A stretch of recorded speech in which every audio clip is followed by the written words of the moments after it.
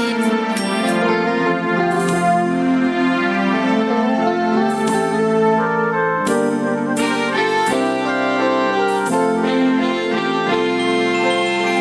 นแดนถิ่นดงธุรกันดารมีนามเรียกขานของศิษย์พระตถาคตผู้ออกเผยแผ่ธรรมะแก่ผู้ราชนมิให้มองมนปลดทุกข์ด้วยทางธรรมธรรมจาริกธรรมจาริกธรรมจาริกขึ้นอยู่กลางป่าหรือว่ายอดดอยท่านไม่เคยถอยเฝ้าคอยชี้นำให้ใช้ธรรมะขององค์พระพุทธธรรมให้ใจสุขล้ำน้อมนำทำกรรมดีธรรมจาริกธรรมจาริกธรรมจาริกเร่งพัฒนาการอยู่การกินให้มีชีวิตสุขสันต์เปรมปรีพบแสงสว่างส่องทางสร้างความดีให้มีความสุขความทุกข์หายไปธรรมจาริกธรรมจาริกธรรมจาริก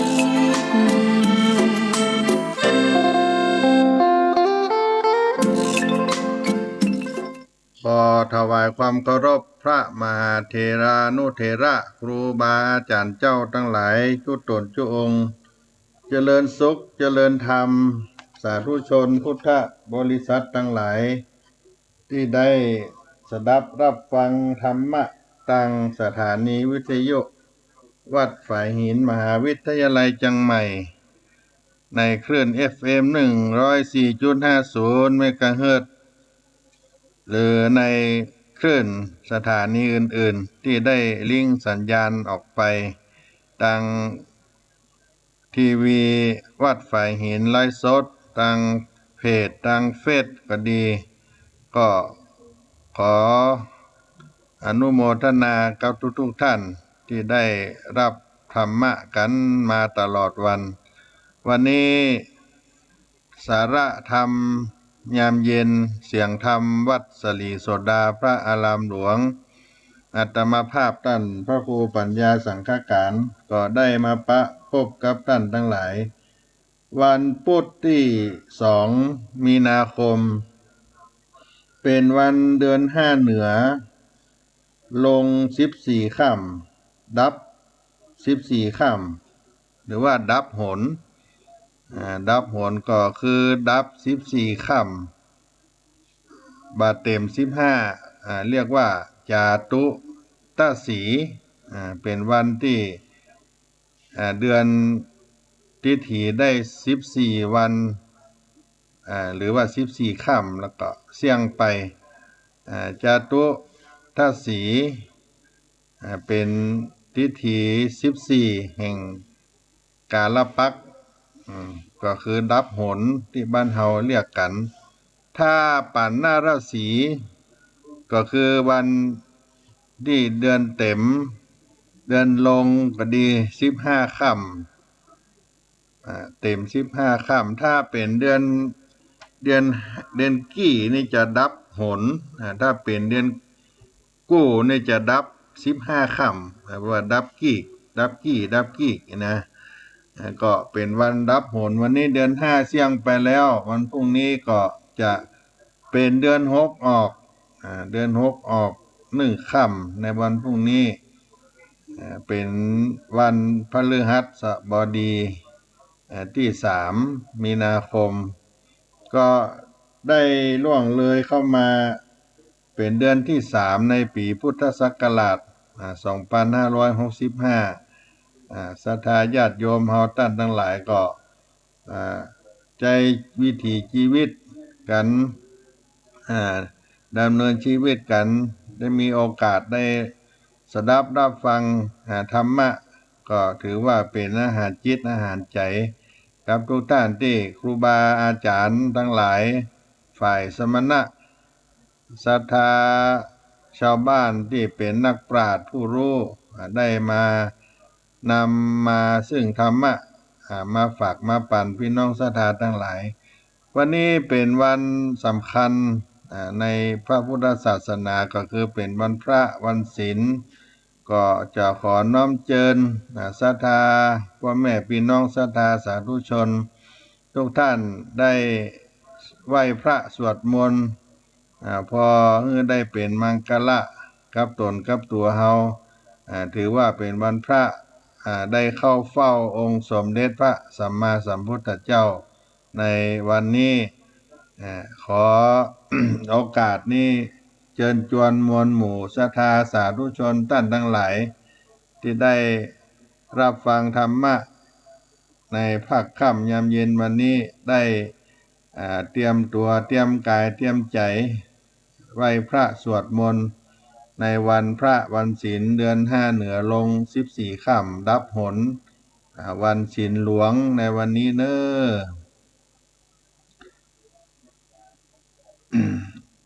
อิมินาสกการณะตังพุทธังอภิปูชญามะอิมินาสการณะตังธัมมังอภิปูชญามะอิมินาสการณะตังสังฆังอภิปูชญามะอะระหังสัมมาสัมพุทโธภควาพุทธังภควันตังอภิวาเทมิสวากขาโตภควตาธัมโมธัมมังนามัสสามิสุปฏิปันโนภควโตสาวกสังโฆสังฆังนะมามิหันธรรมยังพุทธัสสะภควโตปุพพากัณมะการังกโรมาเสนะโมตัสสะภะคะวะโตอะระหะโตสัมมาสัมพุทธัสสะนะโมตัสสะภะคะวะโตอะระหะโตสัมมาสัมพุทธัสสะนะโมตัสสะภะคะวะโตอะระหะโตสัมมาสัมพุทธัสสะอันธรรมยังพุทธานุสตินายังกโรมาเสอิติปิโสภะคะวาอะระหังสัมมาสัมพุทโธวิจาจารณะสัมปันโนสุขโตโลกาวิโตอนุตตรโรปุริสะธัมมสารถิสัทธาเทวมนุษย์สานังพุทโธภควาติสวากขาโตภควตาธัมโมสันติติโกอากาลิโกเอหิปัสสิโกโอปันญิโกปัจจตังเวทิตาโปวินโยหิติสุปฏิปันโนภควโตสาวกสังโฆอุจุปฏิปันโนภควโตสาวกสังโฆญาญาปฏิปันโนภควโตสาวกสังโฆสามิจิปฏิปันโนภควโตสาวกสังโฆญาติตังจัตตาริปุริสายุกานิอัฏฐาปุริสาปุกลาเอสาภควโตสาวกสังโฆอาหุนายโยปาหุนายโยตักขินายโยอัญจลิกรณิโยอนุตตรังปุญญเขตัง โลกัสสาติปะหุงสหัสสะมะพินิมิตาสาวุตันตังทิเมฆะลังวุติตาโคละสะเสนะมารังตานาติธรรมวิธินาจิตตวามุนินโตตันเตจะสาภวตุเตจะญะมังกาลานิมาราติเลกามะพิโยชิตะสัพพะรติงโกรัมปนาละวะมะคะมาทัฏฐายะขังคันติสุตันตะวิธินาจิตโตวามุนินโตตันเตจะสาภวตุเตจะญะมังกะลานินาลากิลิงกัจจะวะลังอติมัตตะปุตังตาวกกิจักกัมมะสนิวะสุตารุนันตังเมตตัมปุเสกาวิธินาจิตตวามุนินโตตันเตจะสาภวตุเตจะญะมังกาลานิอุคคิตะคักกะมติหัตถสุตารุนันตังทาวันติโยจนะปะถังกุลิมาละวันตังอิทธิพิสังกตมโนเจตวามุนินโตตันเตจะสาภวตุเตจะญะมังกะลานิกัตตัวนะกัตถามุตตะลังอิวะกัปพินิยาจินจายาตุถะวัจจนังจนะกายามัชเชสันเตนะโสมะวิธินาจิตตวามุนินโตตันเตจะสาภวตุเตจะญะมังกะลานิสัจจังวิหายะมาติสัจจะกาวาตะเกตุงวาตาพิโลปิตะมานังอติอันทะภูตังปัญญาปฏิปัจจาลิโตจิตตวามุนินโตตันเตจะสาภวตุเตจะญะมังกาลานินันโตปะนันตะพุจจกังวิปุทังมหิติงปุตเตนะเถระพุจเกนะตะมาปะยันโตอิทุปเตสะวิธินาจิตตวามุนินโตตันเตจะสาภวตุเตจะญะมังกาลานิตุกาหาติธิพุจเกนะสุตัทธะหัตถังธัมมังวิสุทธิจุติมิติปากาพิธานังญาณากะเตนะวิธินาจิตตวามุนินโตตันเตจะสาภวตุเตจะญะมังกะลานิเอตาปิพุทธะจะญะมังกะละอัฏฐกาถาโยวาจาโนตินะตินเนสาลาเตมะตันมาตันติหิตวันนะเนกะวิวิธานิจุปัตตวานิโมกขังสุขังอธิกะไมญาณโรสัพปัญโยมหาการุณิโกนาโถหิตายะสัพพะปานินังปุเรตัวปารมีสัพพะปะโตสัมโพธิมุตตมังเอเตนะสัจจะวะเจนะโหตุเตจะญะมังกะลังจะยันโตโพธิญามูเลสักกัญญานังนันติวัฏโน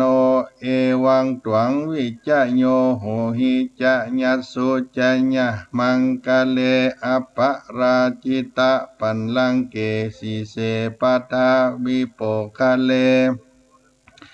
อภิเสเกสัพปะพุทธานังอากัปปะโตปโมตติสุนัขตังสุมังกลังสุปะภาตังสุหุติตังสุขันโนสุมุหุโตจะสุญิทังพรัมมจาลิสุปัตตักขินังกายกัมมังวาจากัมมังปัตตักขินังปัตตักขินังมโนกัมมัง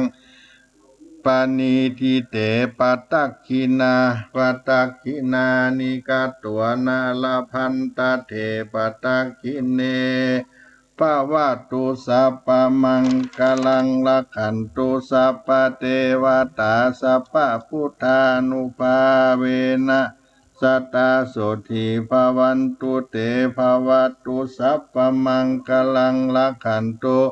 สัพพเทวตาสัพพธรรมานุภาเวนะสัตตาโสธีภวันตุเตภวตุสัพพมังกลังละขันตุสัพพเทวตาสัพพสังฆานุภาเวนะสัตตาโสธีภวันตุเตตานะปาลามีสัมปันโนตานะอุปปาลามีสัมปันโนตานะปาละมัทธปารามีสัมปันโนเมตตาไมตรีกรุณามุติตาอุเปกขาปารามีสัมปันโนอิติปิโสภะคะวาสีละปารามีสัมปันโนสีละอุปปารามีสัมปันโนศีลาปาลามัทธาปารามีสัมปันโนเมตตาไมตรีกรุณามุติตาอุเปกขาปารามีสัมปันโนอิติปิโสภะคะวาเนกขัมมะปารามีสัมปันโน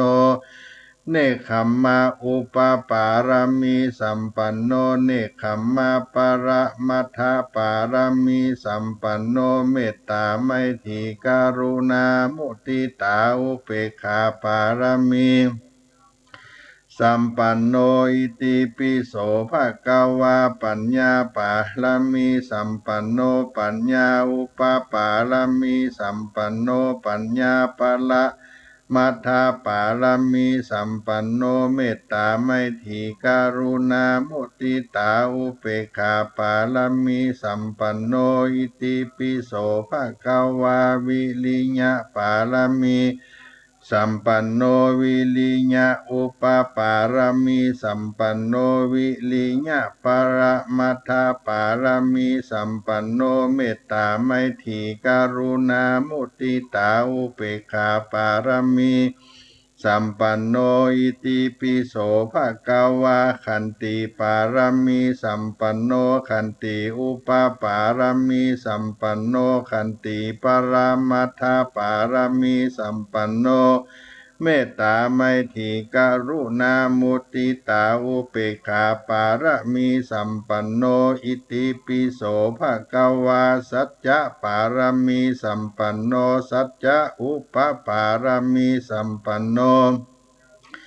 สัจจะปรามัทธปารามีสัมปันโนเมตตาไมตรีกรุณามุติตาอุเปกขาปารามีสัมปันโนอิติปิโสภะคะวาอธิฐานะอธิฐานะปารามีสัมปันโนอธิฐานะอุปปารามีสัมปันโนอธิฐานะปรามัทธปารามีสัมปันโนเมตตาไมตรีกรุณามุติตาอุเปกขาปารามีสัมปันโนอิติปิโสภะคะวาเมตตาปารามีสัมปันโนเมตตาอุปปารามีสัมปันโนเมตตาปรามัทธปารามีสัมปันโนเมตตาไมตรีกรุณามุติตาอุเปกขาปารามีสัมปันโนอิติปิโสภะคะวาอุเปกขาปารามีสัมปันโนอุเปกขาอุปปารามีสัมปันโนอุเปกขาปรามัทธปารามีสัมปันโนเมตตาไมตรีกรุณามุติตาอุเปกขาปารามีสัมปันโนอิติปิโสภะคะวะตัสสะปารามีสัมปันโนตัสสะอุปปารามีสัมปันโนตัสสะปะละมัทธปารามีสัมปันโนเมตตาไมตรีกรุณามุติตาอุเปกขาปารามีสัมปันโนอิติปิโสภะคะวาพุทธังสรณังคัจฉามิสาธุสา ธุสาธุพระปัญญาปารมี30ตัสสาธุพระปัญญาปารมีวังแวดล้อมวิริยะปารมีล้อมละวังดีศีละปารมีบังหอกดาบเมตตาปารมีผ่าแป้ตั้งปืนตาหน้าปาละมีฮือเป็นผืนตั้งต่ออุเปกขาปาละมีฮือก่อเป็นเวียงสัจจะปาละมีแวดละวังดีเป็นไม้ไตขันติปาละมีกายเป็นหอกดาบบังนาไม้และปืนไฟอาทิฐานาปาลามีผันผ่าไปทุกแห่งแข่งแข่งแรงแรงผายผาฝูงหมู่มานผีสางพายเพศทุกตาวีพบถีบปั้งป้ายหนีนางธรณีอัศจรรย์โสเสมือนผันอยู่ข้างน้ำหน้าตีนองกวางตอกกวางแตกตีฟองนานองนานอกเป็นข้าวตอกดอกไม้ถวายปูจาพระแก้วแก่นไทยสตันพระพุทธังจุงมาภายโพดอนุญาตโตดโพดผู้คาแต่ดีลีแม่ธรณีออกมาลีดผมอยู่ที่ข้างธาตุจ้างหายค่ายขาจังงาสับดินป้นน้ำนาตีนองพัดผายคอพรายหักตบเต้าพญามารอัดเอาปุ่นกลัวกราบยอมือคืนตูนหัวใส่เกลาภูกานีชื่อว่าเป็นลูกศิษย์พระพุทธเจ้าตนมีบุญสมปานนั้นมากนักพระพุทธเจ้าจริงจักดังปัญญาปารมีไว้เก้าจันตั้งไว้ตั้งนาก็ได้เก้าจันตั้งไว้ตั้งหลังก็ได้เก้าจันตั้งแต่หัวแผ่วตีนก็ได้เก้าจันตั้งแต่ตีนแผ่วหัวก็หากได้เก้าจันแสนว่าลูกปืนจังมาเสมอเหมือนฝนแสนหาก็จักบ่มาไกลใดกาพระเจ้าเลยได้ไว้ว่าพุทธคุณนังธรรมคุณนังสังฆคุณนังพุทธอินตาธรรมอินตาสังฆอินตาอัสสะอัปแม่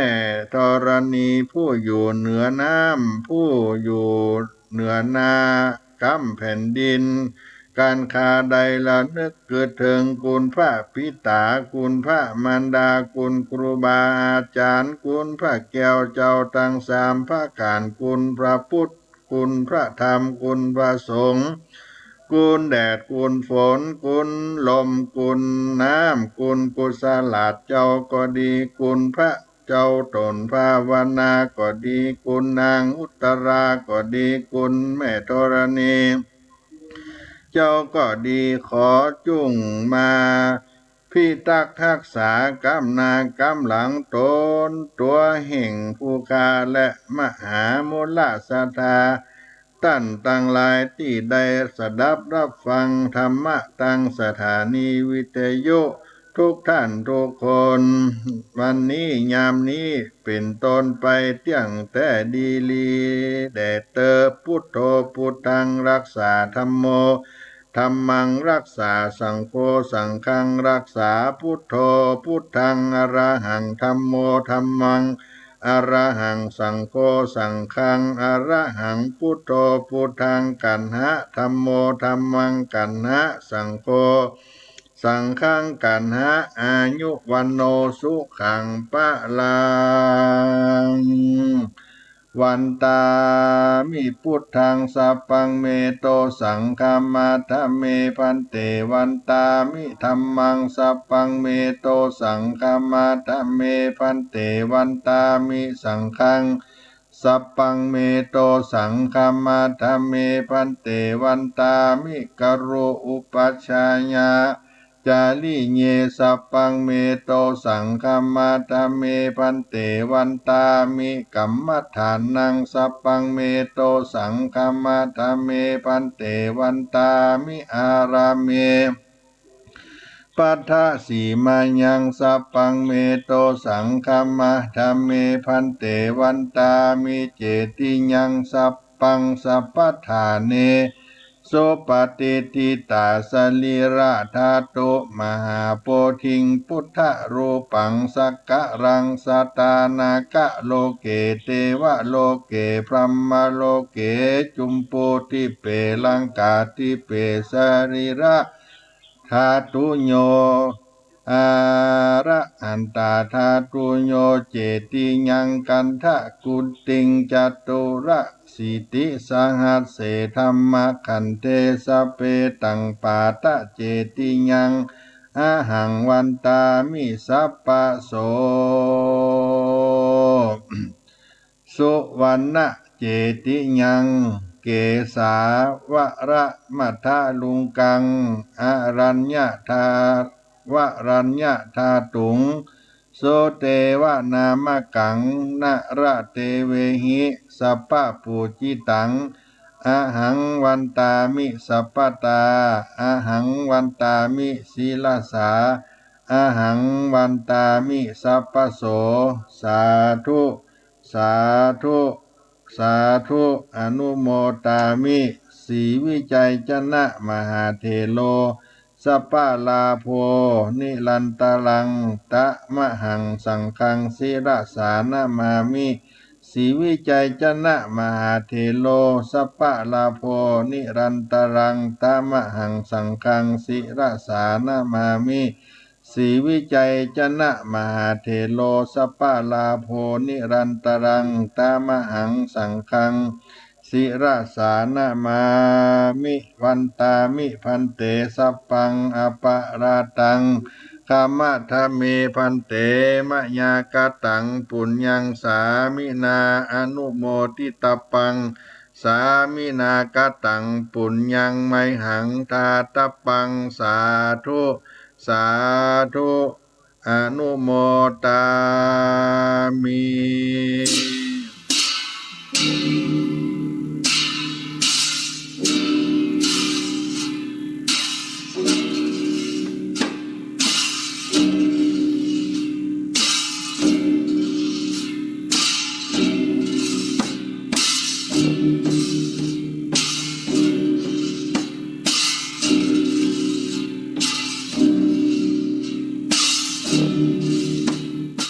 ท่านสาธุชนทั้งหลายอาตมาภาพในนามคณะสงฆ์วัดสลีโสดาพระอารามหลวงอนุสาวรีย์ครูบาเจ้าศรีวิจัยตีนดอยสุเทพเจ้าได้นำสาธุชนทั้งหลายได้ไหว้พระนพธรรมในวันนี้เป็นวันสำคัญในทางพระพุทธศาสนาก็เป็นวันพระวันศีลใหญ่ศีลหลวงเดือน5เหนือลง14ค่ำดับผลคือว่าเป็นการเข้าเฝ้าองค์สมเด็จพระสัมมาสัมพุทธเจ้าเพื่อให้เป็นมังกละกับท่านผู้ฟังที่ได้มีโอกาสได้ไหว้ร่วมกันก็ดีได้ไหว้พุทธคุณธรรมคุณสังฆคุณบทสวดพาหุงชนะมารเสริมดวงชะตาชีวิตไหว้ป่าละมี30ตัดป่าละมี9จันที่เป็นของกราบไหว้โบราณและท่านครูบาเจ้าสลีวิจัยได้นำเอามาเผยแพร่ให้สาธุชนทั้งหลายได้กราบได้ไหว้พระธาตุเจ้าดอยสุเทพไหว้พระธาตุในจุมปูตีบลังกาตีบทั่วเหนือหน้าแผ่นดินไหว้ครูบาเจ้าสลีวิจัยก็เป็นการวันตานอบน้อมกราบไหว้พระมหาเถระเจ้าทั้งหลายจบลงไปเกิดความสดสดีเป็นสิริมังคละกับท่านสาธุชนที่ได้สวดตัวก็ดีได้ฟังก็ดีได้ยินก็ดีขอให้เป็นมังคละให้ได้มีตีฆาอายุมั่นยืนยาวจำเริญไปด้วยวิถีชีวิตในการตั้งตนดูแลกำจูวลพุทธศาสนาแห่งองค์สลีสัปปัญโญพระพุทธเจ้าไปใจทุกท่านทุกคนเนอะตอนนี้เอาดอกบัวปูจาพระพุทธเจ้าเป็นธรรมคีตะก็มาปะกันในสุดท้ายรายการครึ่งหลังรายการเสียงธรรม วัดสลีโสดาพระอารามหลวงเอาดอกบัวปูชาพระพุทธเจ้าก่อนน้อ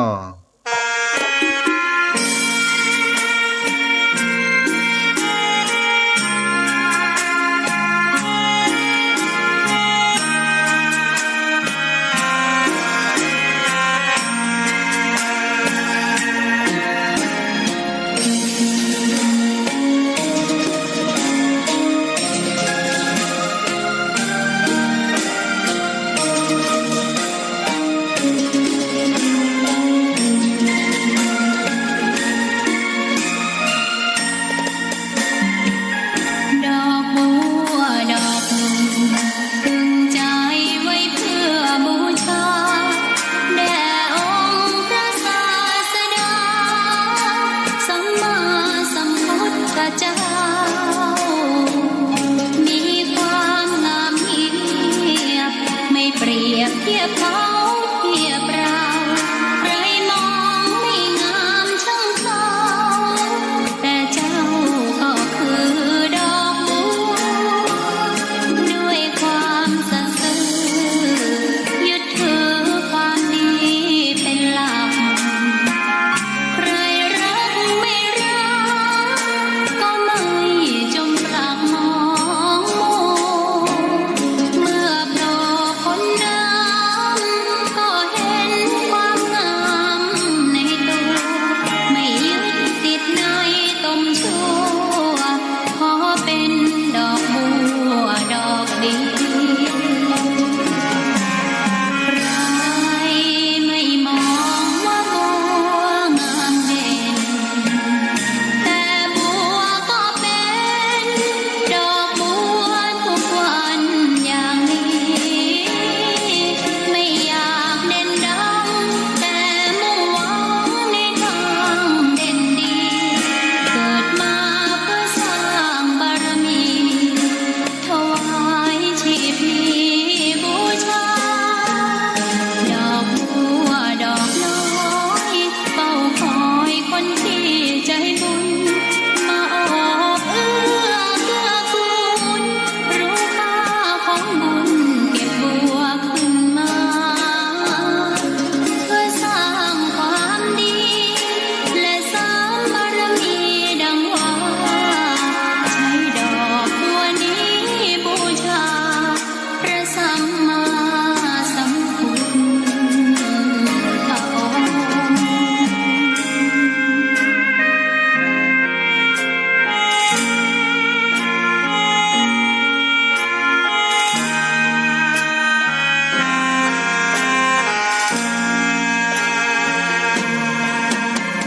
ใคร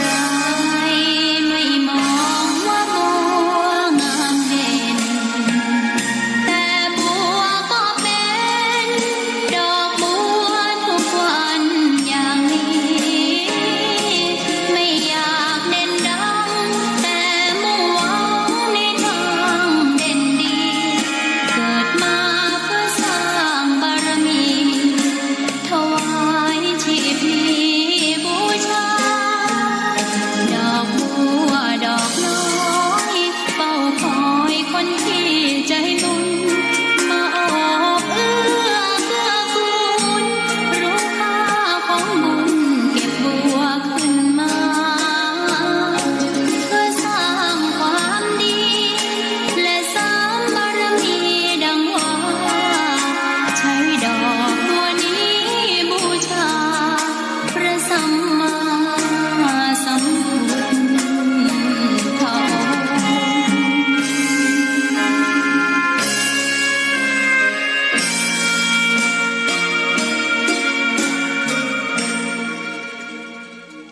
ท่านสาธุชนพุทธบริษัททั้งหลายก็ได้นำเอาดอกบัวไว้นอบน้อมปูชาพระสัมมาสัมพุทธเจ้าไปตามคีตะเสียงเพลงดอกบัวบูชาจบลงไปการที่เราได้เข้าเฝ้าได้สักการะบูชาพระรัตนตรัยอันมีพระพุทธเจ้าเป็นเก้าเป็นประธาน แล้วก็ข คนทั้งหลายชนเหล่าใดที่ได้ถึงพระพุทธเจ้าเป็นที่จังที่เปิ่งคนทั้งหลายเหล่านั้นก็จักบ่ไปสู่อบายภูมิพุทธคุณสถิตอยู่ในจิตในใจจะปิดประตูอบายบาลีได้กล่าวไว้ว่าเยเกจิพุทธังสารนังกัตตาเยเกจิพุทธังสารนังกัตตาเสนะเตคะมิสสันติอาปาญาภูมิงชนเหล่าใดถึงพระพุทธเจ้าว่าเป็นที่เปิ่งเขาเหล่านั้นจักบ่ไปสู่อบายภูมิการถึงพระพุทธเจ้าว่าเป็นสรณะที่เปิ่งนั้นก็หมายถึงการถึงสามอย่างถึงด้วยกายได้แก่การทำกายให้สุจริตมีการกราบการไหว้สักการะบูชาอยู่เสมอด้วยข้าวตอกดอกไม้คันทะของหอมจุดผางประทีปจุดเทียนบูชาอันนี้เป็นการกราบการไหว้นบน้อมไหว้ยกมือ10 นิ้วกราบไหว้แตนดอกดวงบุภามาลาทั้งหลายนี้ก็เป็นกายสุจริตมีการกราบกันไหว้สักการะบูชาอยู่เสมอแล้วก็อันที่สองนั้นถึงด้วยวาจาทำมือวาจาได้สุจริตอย่างเช่นที่เราได้สวดมนต์ไหว้พระไปตะกี้นี้เป็นข้อวัดอยู่ในตัวเราอยู่เสมอได้ไหว้พระได้เอาวาจาเปล่งคำนมัสการพุทธคุณธรรมคุณสังฆคุณบทสวดที่เป็นมังคละอันเป็นคำสอนของพระพุทธเจ้าก็ถือว่าเป็นวาจาที่ได้สุจริตรำลึกถึงพระพุทธคุณธรรมคุณสังฆคุณและอันที่สามนั้นถึงด้วยใจทำให้ใจสุจริตได้ประพฤติปฏิบัติไหว้พระสวดมนต์ใจเฮาก็มีสมาธิมีสติเกิดสมาธิธรรมภาวนาจิตในใจของเฮาได้อาบน้ำฟังธรรมครูบาสังฆเจ้าทั้งหลายที่เปิ้นได้เทศนาธรรมได้หมั่นฟังเทศน์ฟังธรรมอันนี้ก็เอาใจเข้าบูชาเป็นใจสุจริตได้ทำสมาธิเจริญจิตตภาวนาอ่านหนังสือธรรมะฟังธรรมะอยู่สม่ำเสมอก็เป็นการที่ทำให้ใจบูชาใจสุจริตกายสุจริตวาจาสุจริตใจสุจริตผู้ใดได้ปฏิบัติผู้ใด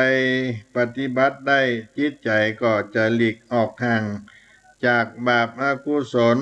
มีความละอายต่อความชั่วเมื่อมีความละอายอย่างนี้ใจก็บ่อยากจะทำชั่วมีความเคารพเกรงกลัวต่อบาปมีใจกลัวบาปก็จะบ่อยากที่จะทำบาปท่านได้กล่าวว่าเมื่อบุคคลมาถึงพระพุทธเจ้าเป็นสรณะที่เปิ่งเขาเหล่านั้นเมื่อตายไปแล้วก็จักบ่ไปสู่อบายภูมิอากุศลกรรมที่ทำให้บุคคลผู้ตายไปแล้วจะต้องไปเกิดในอบายภูมิได้แก่ความโลภความโกรธความหลงที่มันมีอิทธิพลโดนใจให้คนให้หันผิดเป็นชอบหันชั่วเป็นดีได้หลงติดอยู่ในตัณหาก็คือความอยากจมอยู่ในวังวนของตัณหาถึงจะรู้ว่าตัวผิดแต่ก็มีความยินดีพอใจชอบใจในการทำความผิดนั้นอันที่จริงกิเลสมีความโลภเป็นต้นคนปุถุชนอย่างเราท่านทั้งหลายที่ยังจะต้องศึกษาอยู่ก็ย่อมจะมีด้วยกันทั้งนั้นแต่ข้อสำคัญถ้าบ่มีการรู้จักข่มการขาดสติตัวควบคุมปล่อยให้แสดงอิทธิพลออกมาก็คือต้องทำให้ไปเกิดในอบายภูมิถ้า ไผคมระงับได้มีสติอยู่เสมอถึงแม้ตนเองยังมีกิเลสอยู่ เมื่อตายไปก็